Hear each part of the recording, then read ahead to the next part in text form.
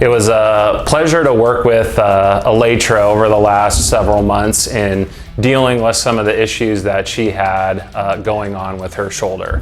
I always kind of joke with my patients, if you ever want to identify if you have any kind of kinks in the armor or any issues with how you're moving, play a college sport and they're gonna show themselves to you. You know, the amount of load your body, is put under from practice to lifting weights to the stresses of academics and all those things, it really puts you under a load. You really have to be balanced. You really have to function well. You really have to have a good plan to get through that process and still be able to perform on the court. In Alaetra's case, there was kind of some trauma that was involved that led to some of the shoulder issues.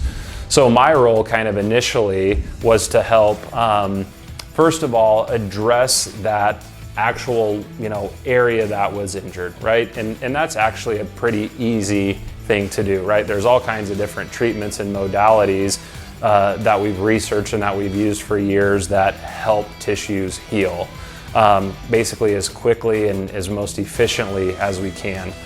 However, the thing that is so important with a joint, especially a joint that's had some trauma, and especially in a joint like a shoulder for a volleyball hitter, is the efficiency of really the entire kinetic chain, how you move. Oftentimes in these shoulder cases, my opinion is it's really not the shoulder that we're concerned about.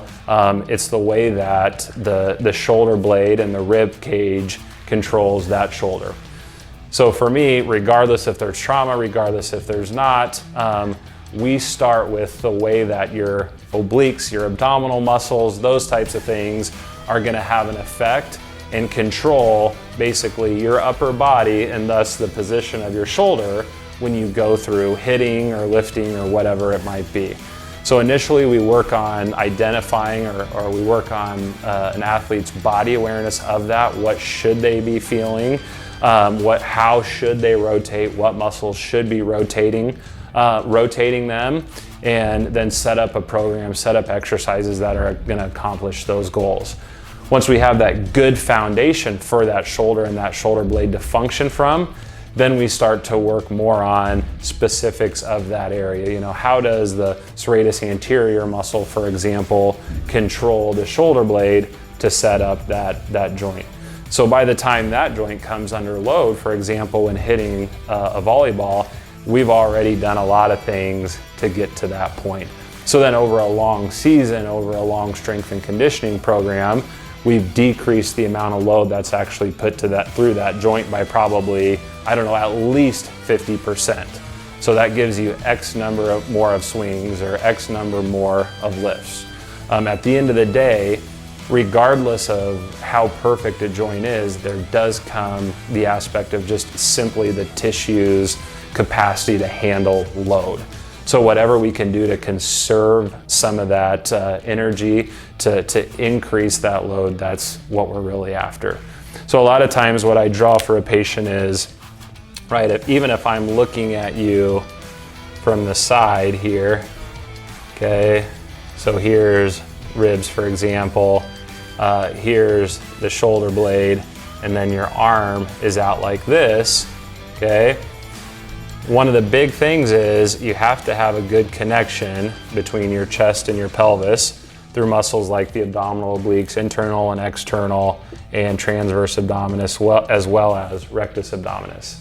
It's really neat if you look at an anatomy book, some of these oblique fibers here, they literally intertwine with a muscle called the serratus anterior, which is arguably the most important muscle for the shoulder joint itself.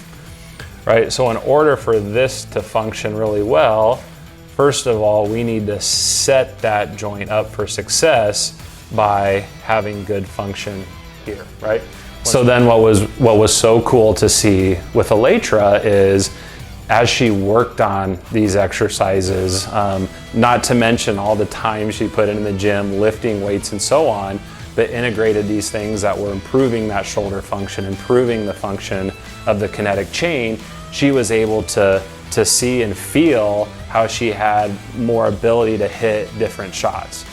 she could see and feel how she was hitting it harder, right? Getting more velocity on the ball, being able to hit it closer to the 10-foot line.